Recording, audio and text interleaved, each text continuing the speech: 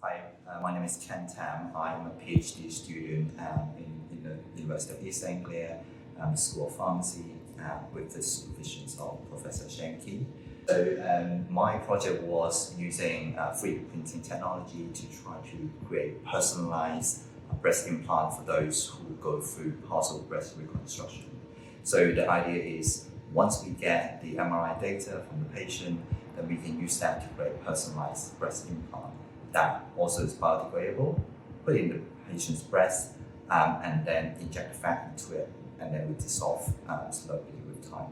And the reason why we're doing this is rather than doing the surgery multiple times, we aim to do the surgery only once, and also give a good aesthetic look at the end of the surgery. And what you see here, this is the printer that I'm trying to use to print the personalized breast implant. So what it does is using biodegradable material and also the laser source. The laser will melt the biodegradable polymer, and we can do it layer by layer to form a 3D structure. And that is tailored to every single patient based on the data we get.